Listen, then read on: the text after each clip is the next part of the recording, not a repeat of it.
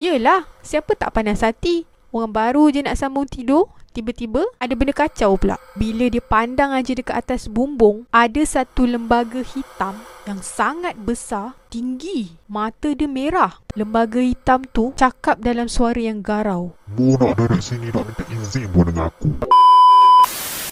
Wallahu alladhi la ilaha illahu alimul ghaibi wasyahadah warrahmanur rahim. Hai semua, Assalamualaikum. Welcome back to our channel. Kepada yang baru je sampai channel ni, saya ucapkan selamat datang. Jangan lupa untuk tekan dulu button subscribe dan turn on notification supaya anda tak terlepas mendengarkan kisah-kisah seram yang akan saya ceritakan di episod-episod yang akan datang. Kepada yang dah subscribe, saya ucapkan berbanyak-banyak terima kasih. Jangan lupa untuk like, share dan komen video-video kami. Yang masih lagi belum follow TikTok channel kami, jangan lupa untuk follow Alam Seperti Maya. Sebelum itu, saya perkenalkan diri saya Irene, pencerita kisah seram yang akan membawa anda ke Alam Seperti Maya. Seperti biasa, hari ini kita ada 2 kisah seram yang akan saya kongsikan. So, tanpa membuang masa lagi, enjoy!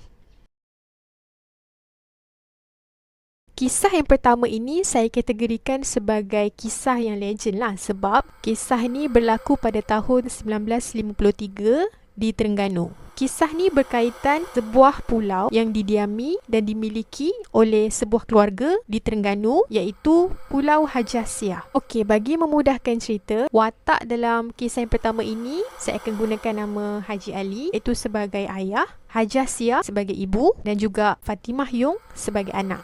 Pada tahun 1953, satu pagi ni, Haji Ali bermudik perahu menyusuri Sungai Terengganu. Dia dari kampung Buloh Gading menuju ke muara Pulau Duyung. Dalam perjalanan tu, dia ternampak ada sebuah pulau kecil yang nampak macam tak berpenghuni. Bila dah terpandang aja pulau tu, Haji Ali rasa macam berkenan sangat tengok pulau tu.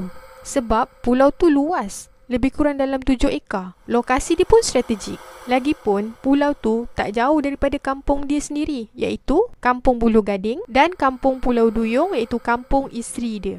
Jadi Haji Ali rasa molek sungguh lah kalau pulau tu dijadikan pengkalan bot dan perahu nelayan. Tambahan pula, arus kawasan sekitar pulau tu tak adalah deras sangat. Lalu masa tu, Haji Ali dan isteri dia Haji Asiah bersama dengan anak mereka iaitu Fatimah Yung singgah dekat pulau tu. Mereka sangka yang pulau tu tak berpenghuni sebab nampak macam tak ada orang. Rupa-rupanya ada sepasang suami isteri yang dah lanjut usia menetap dekat pulau tu. Namanya Pak Tunggal dan Mak Tunggal. Pak Tunggal dan Mak Tunggal ni umur diorang lebih kurang lebih daripada 100 tahun. Diorang pun dah berbongkok 3 dah. Nampak sangat uzur. Masa tu Haji Ali pun bisikkan dekat Pak Tunggal yang dia sebenarnya berhajat nak beli pulau tu. Pak Tunggal setuju dan dia letakkan harga RM1,000. Masa zaman tu RM1,000 adalah nilai yang besar. Jadi pendekkan cerita, Haji Ali masa tu tak cukup duit. Jadi, dia terpaksa gadaikan sebidang tanah sawah dia yang ada dekat kampung Buloh Gading. Gara-gara nak tampung kos pembelian pulau tu lah. Lepas saja semua proses pembelian pulau tu selesai, Pak Tunggal dan Mak Tunggal pun berhijrah daripada pulau tu. Haji Ali pun tak tunggu lama. Dia terus ajak isteri dan anak dia untuk pindah ke pulau tu. Dalam masa seminggu, Haji Ali dan Haji Asiah ni bertungkus lumus nak membina rumah mereka dekat pulau tu. Pagi-pagi lagi Haji Ali dah masuk kat hutan, pergi tebang pokok untuk dijadikan tiang, perabung, rusuk dan gelegar. Sambil tu pula, Haji Asiah menjahit daun mengkuang untuk dijadikan atap dan dinding rumah. Lepas seminggu, rumah diorang pun siap. Walaupun rumah diorang kecil, tapi cukup sempurna dan selesa sebagai tempat berteduh. Haji Ali rancang nak berlitik dan nak kerjakan ladang kelapa seluas 6 ekar. Malam pertama diorang duduk dekat rumah yang baru siap dibina tu, diorang tidur dengan sangat nyenyak. Tapi, tiba-tiba, muncul seekor lipan bara yang besar dia lebih kurang macam ibu jari kaki orang dewasa menggigit ubun-ubun Fatimah.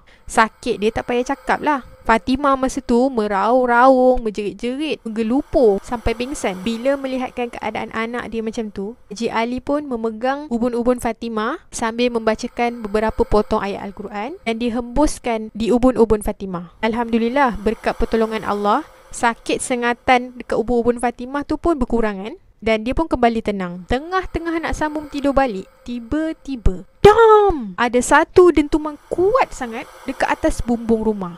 Ibaratnya macam ada orang tengah meloncat dekat atas bumbung rumah. Haji Ali masa tu apa lagi? Dia bingkas bangun, keluar rumah dan nak tengok apa yang ada dekat atas bumbung rumah dia tu. Yelah, siapa tak panas hati? Orang baru je nak sambung tidur, tiba-tiba ada benda kacau pula. Bila dia pandang aja dekat atas bumbung, dia nampak ada satu lembaga hitam yang sangat besar, tinggi. Mata dia merah, tengah mencangkung dekat atas bumbung rumah. Lembaga hitam tu cakap dalam suara yang garau. Mu nak duduk sini nak minta izin pun dengan aku. Tapi Haji Ali tak gementar. Haji Ali terus balas. Ini tanah hak aku. Aku beli dengan pak tunggal. Kalau gitu katamu, aku minta izin lah. Tak usah ganggu kami lagi. Aku mari sini dengan cara baik. Lepas aja Haji Ali cakap macam tu, lembaga tu terus hilang. Maka Haji Ali pun menetaplah dekat pulau tu bersama dengan keluarga dia dengan tenang.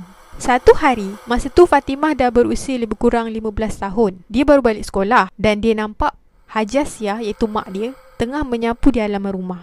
Tiba-tiba muncul seekor harimau belang yang sangat besar, lebih kurang macam besar kerbau, dekat depan rumah dia orang. Haji Asia apa lagi masa tu? Terus menjerit, "Rimau ayahmu!" Haji Ali yang nampak kejadian tu berlaku, tergelak-gelak sambil cakap, "Igap lah, tambat dia tiang rumah ni." Maksud dia, tangkap lah, tambat dekat tiang rumah ni. Haji Asia dan Fatimah masa tu berterbas lari masuk dalam rumah. Dua-dua menggelupur. Yelah, siapa tak takut? Jumpa harimau kot. Buatnya dibaham sekarang, tak kenanya. Haji Ali pun tanya, "Mana rimau tadi?" Haji Asia kata, "Lari dah, masuk dalam hutang." Sejak kejadian tu, keluarga mereka sering nampak harimau tu berkeliaran dekat sekitar rumah mereka. Kadang-kadang buka aja pintu dan nampak dah harimau tu tengah berbaring dekat depan rumah. Taring dia berkilat bila menguap. Tapi tiap kali dijerkau oleh Haji Ali, harimau tu terus masuk dalam hutan. Pasal lembaga tu, dia dah tak muncul lagi ke? Walaupun Fatimah dah besar. Fatimah kata, lembaga tu still muncul lagi. Kadang-kadang, dia ada dekat belakang rumah, dekat atas atap, dekat halaman rumah dan dekat atas batu sungai. Mengikut kata Fatimah, harimau tu pula dah beranak pinak dah.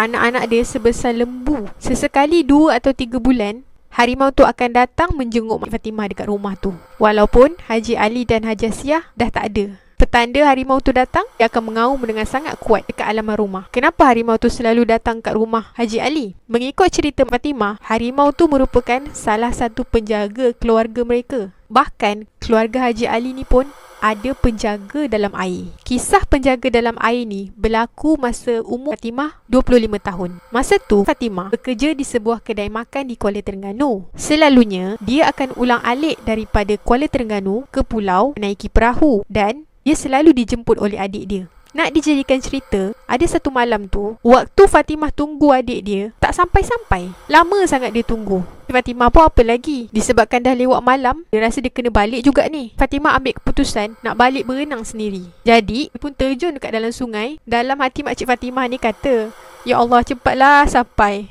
Yelah, tak laratlah juga nak berenang. Waktu dia dalam keletihan tu, dia rasa diri dia macam tenggelam dah masa tu. Tiba-tiba, ada sesuatu yang menggerutu, besar dan agak tajam menyentuh belikat dia. Makhluk tu angkat Fatimah sampai dia tak jejak pun dekat air. Fatimah masa tu terus spontan pegang makhluk tu sebab dia takut dia terjatuh kat dalam air. Takut punya pasal, Fatimah pun tengok makhluk tu dan dia pusing. Dia nampak, "Ya Allah, buaya!" Fatimah punya terkejut, dia terus terlentang dekat atas buaya tu dan buaya tu bawa Fatimah sampai ke pekalan pulau kat rumah Fatimah. Lepas daripada tu, buaya tu terus hilangkan diri. Itulah sebenarnya penjaga dalam air yang menjaga keturunan Fatimah. Cerita ni bukan rekaan tau. Berbalik kepada buaya tadi tu. Buaya tu besar. Panjang dia lebih dari 12 kaki. Boleh bayangkan tak macam mana Fatimah takut sebab ternampak buaya yang sangat besar. Kalau kena baham masa tu, innalillah, tak kenanya. Dikatakan dulu, Pulau Haji Asia tu didiami oleh beberapa keluarga. Tapi, sampai masa sekarang, hanya keluarga Fatimah je yang duduk dekat situ. Mengikut kata orang-orang, pulau tu dikatakan banyak harta karun. Sampaikan, adalah sekumpulan lelaki ni datang untuk pergi tarik harta karun tu. Bomoh tu bukan main lagi, buat upacara penarikan harta karun. Tapi kesudahannya, diorang pulang dengan perasaan hampa. Yang diorang jumpa hanya sebuah peti besi yang penuh dengan senjata lama. Macam keris, pedang, kerambit, parang. Tapi semuanya dah berkarat. Kini, Cik Fatimah masih lagi menetap di pulau tu bersama dengan anak bongsu dia dan menantu dia. Walaupun Haji Ali dan Haji Asiah, iaitu mak dan ayah Fatimah, sudah meninggal dunia. Pengajaran daripada cerita yang pertama ni adalah kalau kita masuk dekat tempat orang, kita kena minta izin dengan cara baik. Kita kena jaga adab dan sesungguhnya bumi ini adalah milik Allah, maka berbuat baiklah sesama manusia.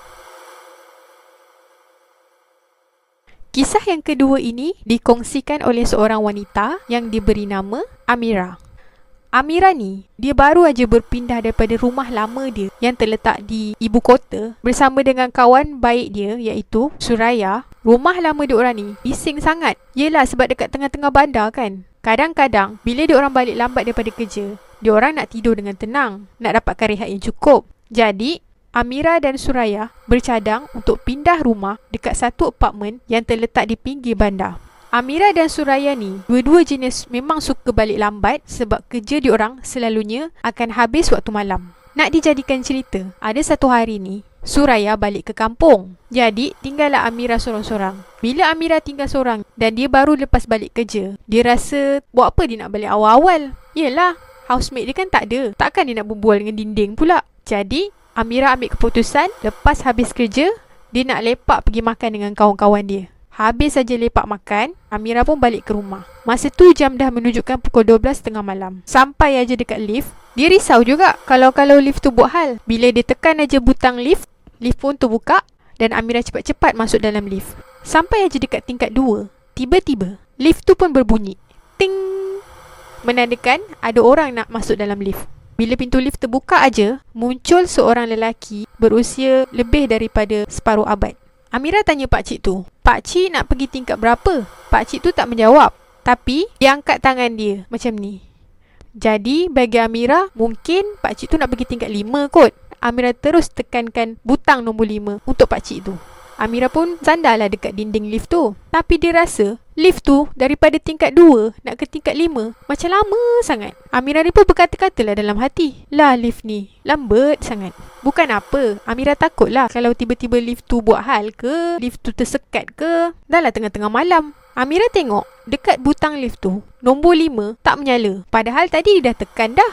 Amira pun apa lagi, dia tekan balik butang nombor 5. Bila dia tekan, tiba-tiba semua butang yang ada dekat lift tu menyala. Amira rasa macam pelik lah. Kenapa ni? Amira tekan lagi nombor 5. Butang-butang yang lain tu menyala berselang-seli. Seakan-akan macam main-main dengan Amira. Amira rasa macam tak sedar hati. Mulalah dia rasa panik. Lepas tu, Amira cakap dengan pakcik tu, "Pakcik, saya rasa lift ni rosak lah." Amira pusing aja untuk tengok pakcik tu. Dah tak ada, Mat. Pakcik tu hilang. Masa tu, Amira terus rasa menggeletar dan seram sejuk. Ting! Tiba-tiba, pintu lift pun terbuka di tingkat 5. Amira pun apa lagi?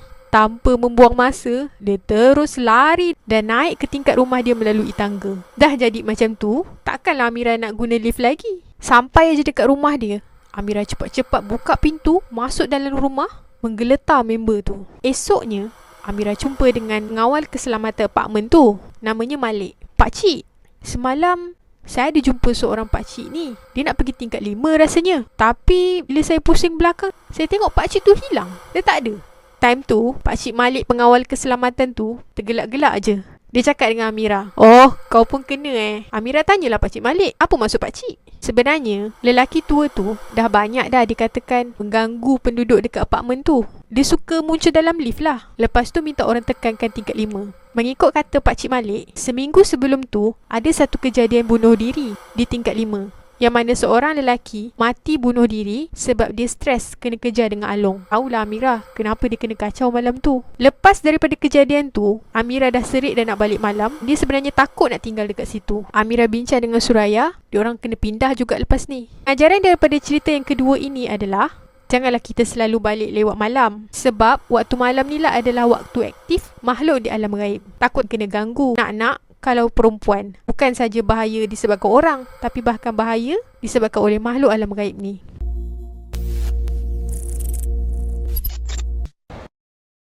Okey, sekian saja untuk episod kali ini. Kepada yang masih belum follow lagi TikTok channel kami, jangan lupa untuk follow Alam Seperti Maya. Kepada yang berminat untuk kongsikan kisah-kisah seram ataupun pengalaman hidup berkenaan alam gaib, boleh emailkan ke alamat email yang tertera di skrin ataupun di description. Akhir kalam, segala yang berlaku di dunia ini kadang-kala tak terjangkau di akal, bahkan tak terbatas di waktu. Tetapi semuanya boleh berlaku hanya dengan izinnya. Sekian saja untuk episod kali ini. Semoga anda semua terhibur. Bye-bye. Assalamualaikum. Ciao.